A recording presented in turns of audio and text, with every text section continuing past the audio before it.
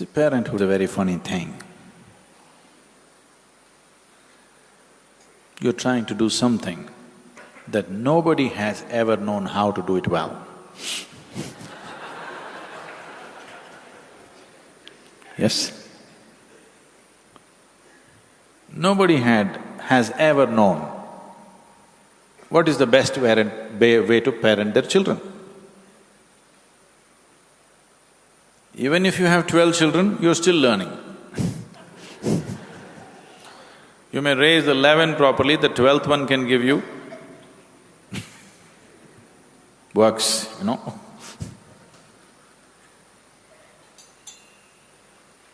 So, but you want to do your best.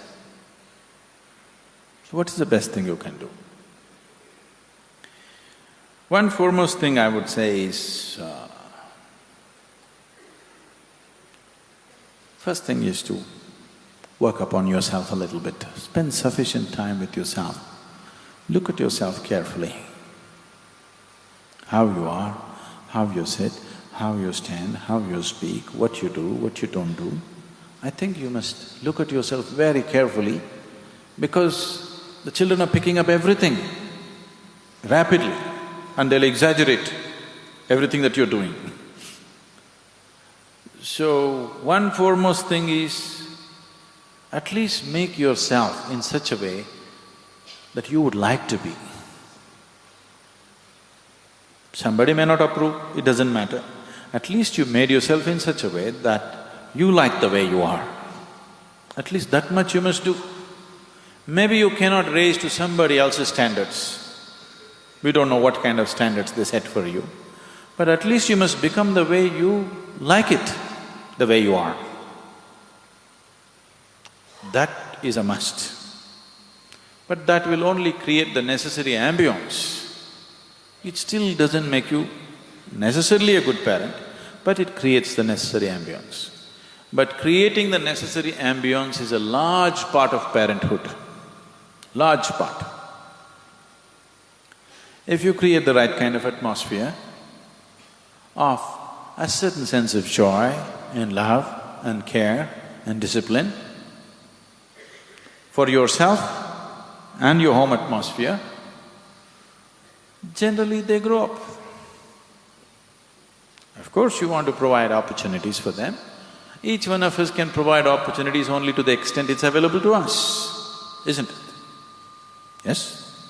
You cannot provide an opportunity for which you don't have access. You'll always do according to your limitations. I'm sure in that area you'll do your best, but the important thing is what kind of human beings or brats you raise. For that, what kind of human being are you is an extremely important part of raising children. So, if your wife became pregnant, it's time for transformation for you. Because now another life is coming in, you yourself are the way you don't like yourself to be. Definitely, one more need not go that way, isn't it? So, becoming conscious of what we are doing is extremely important. What should we teach? What we should do? I think one important thing that you should teach your children is that they learn to question everything, but not with suspicion, with a genuine wanting to know. Questioning can become a very sick thing or a very healthy process.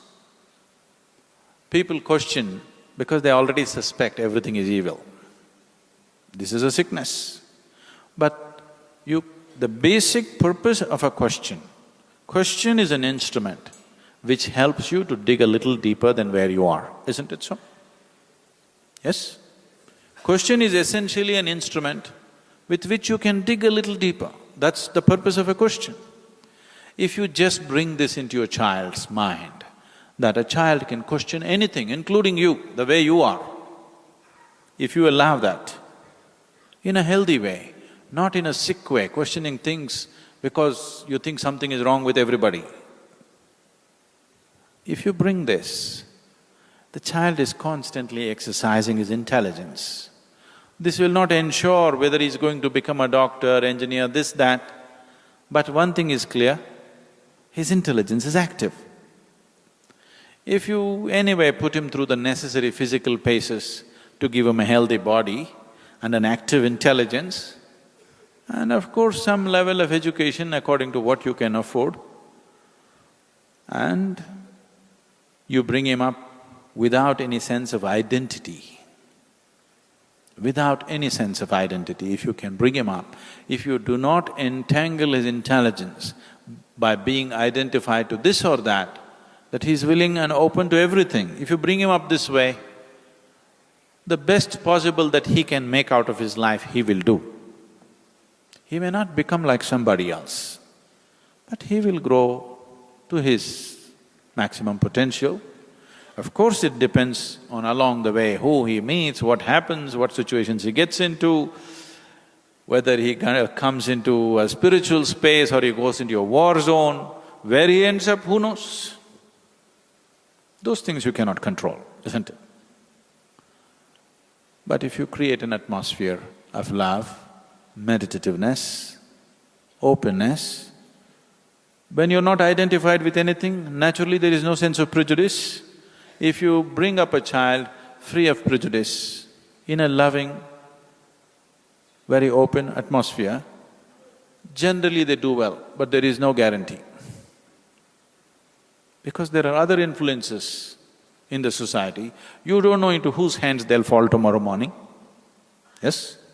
You may be doing your best, tomorrow morning into whose hands your child will fall. There is no insurance or guarantee. That's a risk that you're taking, always. But the only thing is, did you do your best or not? That's all there is to life.